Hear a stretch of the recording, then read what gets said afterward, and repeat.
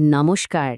আজকের এই বিশ্লেষণে এমন একটা বিষয় নিয়ে কথা হবে যা আমাদের দৈনন্দিন জীবন বা ব্যবসা সবকিছুর জন্যই একদম অপরিহার্য। ধরুন, একটা চুক্তির কাগজ হাতে পেলেন। অনেকেই কিন্তু না পড়ে তাড়াহুড়ো করে সই করে ফেলি, তাই না? কিন্তু একবার ভেবে দেখুন তো, এই একটা সইয়ের আইনি প্রভাব কতটা মারাত্মক হতে পারে। আজ আমরা দেখব যে কোনো চুক্তিতে সই করার আগে ঠিক কি সতর্কতা মেনে চলা উচিত। একটা নিশ্ছিদ্র স্মার্ট চেকলিস্ট নিয়ে আজ আমরা কথা বলবো। তো চলুন কথা না বাড়িয়ে সরাসরি চুক্তির আইনি সুরক্ষা নিশ্চিত করার এই যাত্রায় প্রবেশ করা যাক। অ্যাডভোকেট সাব্বির সিদ্দিকী এবং তার প্রতিষ্ঠিত আরব ল হাব বা ALH এর একটা দারুণ দর্শন আছে। সাধারণ কর্পোরেট বা ফৌজদারি আইনে অনেকেই যেখানে শুধু আইনের ফাঁকফোকর খোঁজার চেষ্টা করেন, সেখানে তারা মানুষের জন্য একটা সত্যিকারের আইনি সুরক্ষা বলয় বা লাইফলাইন তৈরি করতে চান। আর তাদের এই চমৎকার নীতিটাই কিন্তু আজ আমাদের চুক্তি নিরাপত্তার মূল গাইডলাইন হতে যাচ্ছে। আজ আমরা পর্যায়ক্রমে যে বিষয়গুলো নিয়ে আলোচনা করব তা হল: ১. আগে পড়ুন নীতি। ২. প্রয়োজনীয় তথ্য যাচাই। ৩. শর্তাবলী বা টার্মস অ্যান্ড কন্ডিশনস নেভিগেট করা। ৪. নিরাপদ চুক্তি সম্পাদন। এবং সবশেষে ৫. আইনি নিরাপত্তা চেকলিস্ট। চলুন শুরু করা যাক আমাদের প্রথম ধাপ দিয়ে, আগে পড়ুন নীতি। যে কোনো চুক্তির ক্ষেত্রে এটাই হলো একদম প্রথম এবং প্রধান পূর্বশর্ত। সই করার আগে পড়ুন কথাটা শুনতে খুবই সাধারণ একটা উপদেশের মতো মনে হতে পারে, তাই না?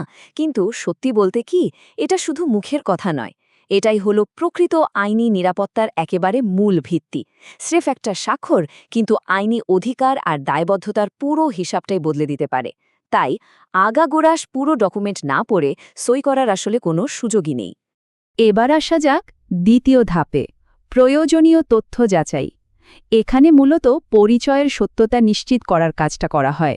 চুক্তির কাগজে থাকা নাম, স্থায়ী ঠিকানা, জাতীয় পরিচয়পত্র মানে NID আর ব্যবসার ক্ষেত্রে ট্রেড লাইসেন্সের তথ্য, এগুলো একদম অক্ষরে অক্ষরে মিলিয়ে দেখাটা কিন্তু মারাত্মক জরুরি। ডকুমেন্ট ভেরিফিকেশনটা এখানে সবচেয়ে বেশি গুরুত্ব পায়।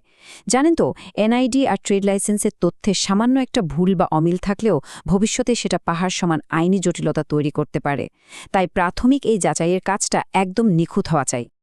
এরপর ৩ নম্বর ধাপে আমরা দেখব শর্তাবলী বা টার্মস অ্যান্ড কন্ডিশনস ন্যাভিগেট করা।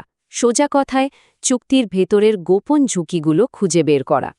চুক্তির ভেতরে এমন কিছু ধারা বা ক্লজ থাকে যেগুলো একদম আতসী কাজ দিয়ে যাচাই করা দরকার। যেমন ধরুন, পেমেন্টের দায়িত্ব আসলে কার ঘাড়ে পড়ছে, সেখানে কোনো লুকানো খরচ বা হিডেন চার্জ নেই তো?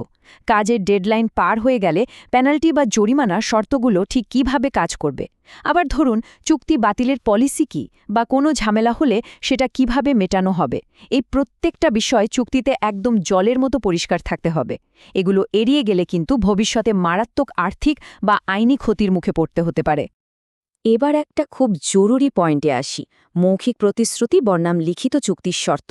আমাদের সবসময় মাথায় রাখতে হবে, আইনের চোখে লিখিত কাগজ ছাড়া মুখের কথার আসলে কানাকড়িও দাম নেই। কেউ মুখে যতই বড় বড় গালভরা প্রতিশ্রুতি দিক না কেন, চুক্তির কাগজে সেটা লেখা না থাকলে তার উপর ভরসা করাটা হবে চরম বোকামি। ছোট বড় যে কোনো শর্ত আনুষ্ঠানিকভাবে কাগজে কলমে লেখা থাকাটা একেবারে বাধ্যতামূলক। ৪ নম্বর ধাপ, নিরাপদ চুক্তি সম্পাদন। সব শর্ত তো দেখা হলো, এবার চূড়ান্ত স্বাক্ষরের প্রক্রিয়াটা কেমন হবে সেটা জেনে নেওয়া যাক।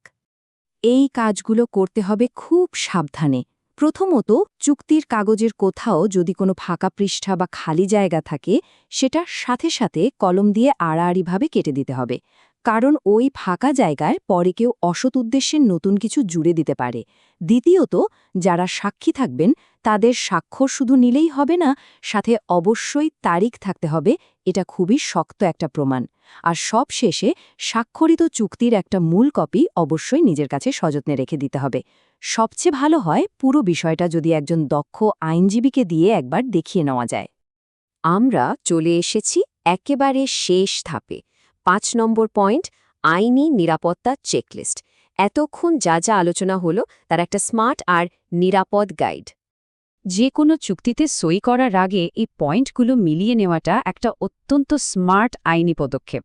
NID আর ট্রেড লাইসেন্স ভালোভাবে যাচাই করা, সমস্ত শর্তাবলী খুঁটিয়ে পড়া, মুখের কথায় একদমই বিশ্বাস না করা, কাগজের ফাঁকা জায়গাগুলো কেটে দেওয়া, সাক্ষীদের তারিখসহ স্বাক্ষর নেওয়া এবং নিজের কাছে একটা চূড়ান্ত কপি রেখে দেওয়া।